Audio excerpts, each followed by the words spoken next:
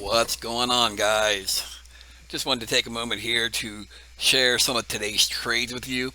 Man, there are some hot plays in the market, right? Take this MYOB. First off, man, what an opening range breakout. This is so nice, man. It just popped up. First three, yeah, after the first two candles, the third candle, you get the break. Man, look at this. I took this here around, just about 12, it was right around the 1250, 1260 mark, and it just shot up, man. You could just ride your 9 EMA all the way up. I got stopped out here, got back in when it broke this flag. Man, it was hot. And listen, that's not the only thing, right? It's not the only play out there today, right? APRN, right? The Blue Apron Holdings. Man, look at this. Pressed up, it pushed up, and then it just went sideways, and it kind of broke. And of course, at first I'm thinking this thing going to hold, pulls back to the 9, dips under for a moment, comes back up, and I'm thinking at this point, like, this thing is shit, it's just done, and it just keeps grinding and grinding. So I hold it, right? I hold it. I get all the way up here. At this point, I'm thinking, like, man, we're too far from the 9 EMA, and I sell off my entire position. I wish I hadn't left some money on the table, at least another 80, 85 cents, right? So this is hot. This is how easy these patterns are. Man, this BTIQ, nice, right? So again, I didn't really give me a pattern to start the first few moments of the morning, so I just waited for it to kind of go sideways, and then as soon as it broke the range here, I'm all in on this, right? I'm in this at 31 bucks, right all the way up to about 30. I think it was about 33. I think I got out at 33.13. Pulled back to the 9. I was waiting for it to kind of see what it was going to do. It just kind of grinded up, went down there. Now it's kind of sideways. I do expect an end of day run for this. It's very well possible in this last hour that we get a nice big push up. This thing has been hot, right? Let's see, PD. PD had a nice push in the morning. After that, just kind of sat around the rest of the day. Another one that really surprised the hell out of me was this Spirit Airlines, right? I didn't get a pattern. I didn't get an entry in this, right? But it just kind of pushed up, and it's doing the thing that's going sideways. However, I do expect an end of day consolidation breakdown for this one here. JNUG wasn't too bad.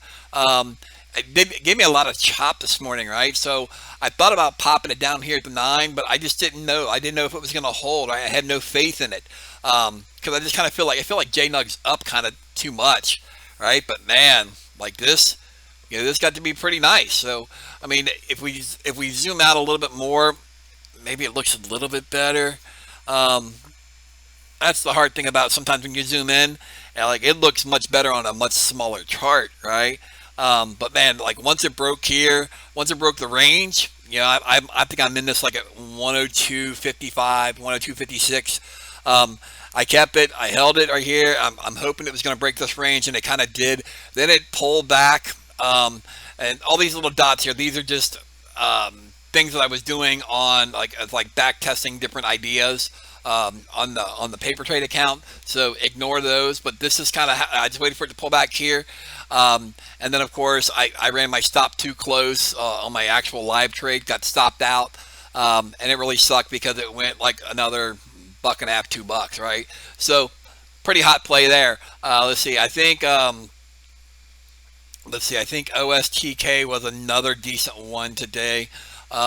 It was really it was really rangy for me, right? Just pressed up, came down, wasn't clean, but it did pull back to the 20 EMA, remounted the 9, so I did hit it here at 1850, got out right up here around like 1890. I just didn't have much faith in it, right? But it pulled back again, hit the 20, remounted the 9. I already got burnt I didn't really get burnt. I didn't lose the trade. It just didn't do what I wanted it to do. So I really wasn't interested in hitting this one again. Came back, hit the 20 again, remounted the 9. We've already seen this song and dance this morning for me, so I didn't really care about that, right? But I was particularly watching for this range break because I'm thinking like this is just going to kind of go sideways all day. consolidate, and we're going to get an end of day consolidation. And that's kind of what happened. It just kind of happened a little bit earlier than I had expected.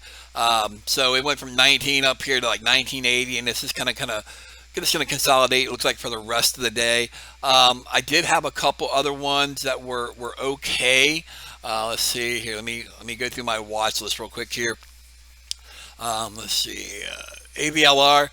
This was on my watch list, but it really didn't do anything in the morning. I mean, it had a nice red to green play, right? So red to green play is when your stocks dip. When a strong stock the night before dips down below, right? So this is a lot of sell off, right? And man, like this right here, this I don't know. They call it, like, I guess a bullish, or I'm sorry, this is a bullish doji candle, I believe.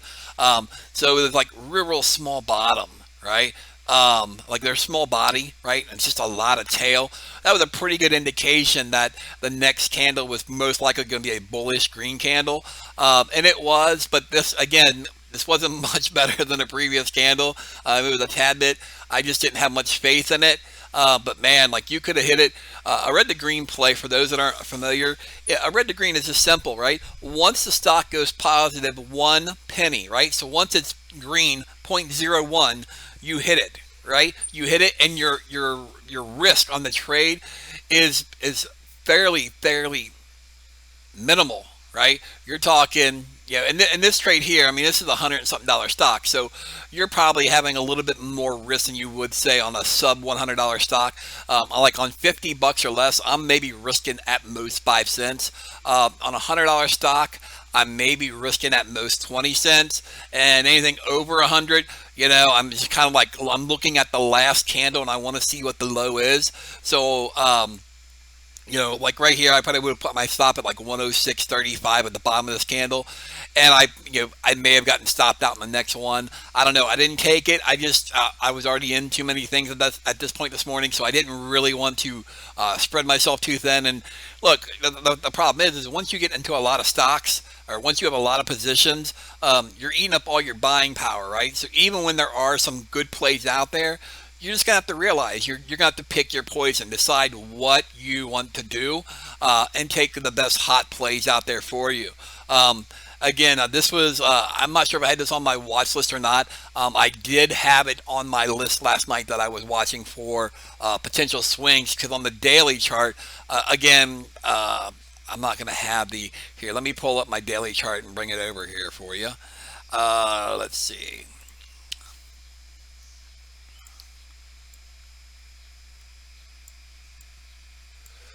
So the reason why I liked ENPH was because it pulled back to the 20 and it remounted the 9, and this has just been a classic swing trade for me this year.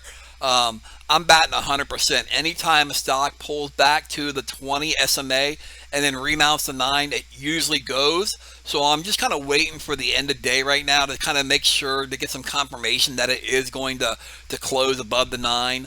And this should be a nice swing trade. We do have room, most likely at least up to 64. I'm hoping we have room up to 70.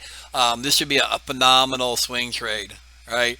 Let's see, and I think there might be one more play that I have here. Let me go back through my list here. I did put Vivo on my list last night. So for those of you that checked out my watch list today, Vivo was a nice play. Again, it went red in the open and just kind of hung out down here. So I knew when it didn't flush, I knew we were good. So again, I did hit this one on a red to green. My buy price was like 1546, 1547. I think I was like just a second late with my fill. But man, once I got to, my stop loss is down here at the bottom of this candle, right? So I gave myself maybe like 10-cent stop loss. So I risked 10 cents on this, right? And when it finally started to go, it went from like 1546 or 1547 when I bought it, and it went all the way up here to 16, right? So again, not a big deal, not a big rip, but listen, 53 cents isn't a bad deal, right? It's not a bad deal, especially when you're profitable, right? Because again, if you're risking 10 cents, you're probably taking a decent amount of size, right? So again, 50 cents on 1,000 shares, it's $500, right? I'm not complaining. and neither should you. Let's see, and I didn't have LBG. Yeah, I may have had LBG on my list. I did have this Moderna or Moderna or however the hell you pronounce it. Look, this thing just disappointed me. Like I thought, I was expecting really, really big things out of this because again, if we take a look at the daily chart, my thought, my line of thinking on this was is that look, we've got double support here with the 9 EMA and the 20 SMA right there. I'm thinking like, man, I mean, it's not falling below or anything. It just didn't give me any trampoline type action, which I was really hoping to get on this. So I didn't take a trade in that because it just really didn't give me an opportunity that I really liked. It did go red to green, pop back up, but then it just kind of sat around all day. Now, as you can see, here it is at 3 o'clock, the last hour of the market. It's below the open. So again, nothing really fancy about that. There, like I said, you know, my big winner today was MYOV, and I did do good on APRN, and I did really good on VTIQ and OSTK. Yeah, I did all right. I mean, it wasn't anything to write home about. I mean, it was a winning trade. It just wasn't what I'm used to. It doesn't get me excited. Like, you know, it's like, oh, okay, I did my job, right? It wasn't like, holy crap, I put myself in a situation where luck could really bless me. So, but that's kind of like my market recap for today. Of the trades that I took and the potential possibilities that were out there for you. I do want to remind you that tonight at 8 p.m. here on YouTube, I will be hosting a live webinar. You can come learn I'm going to teach you a day trading pattern that you can use tomorrow and start making money and be profitable with. I'm going to teach you to the long side and to the short side, right? So again, 8 o'clock tonight, come learn how to trade this recovery market because listen, a few months ago, I gave a really great deal that no one took me up on. I was really shocked, but I get it, right? You know, we were going through the pandemic, and everybody was freaking out. You know, a lot of people were either laid off of work, or were out of work, or got fired, or got let go. Whatever the situation is, they were unemployed. They couldn't afford it, and that's totally cool, right?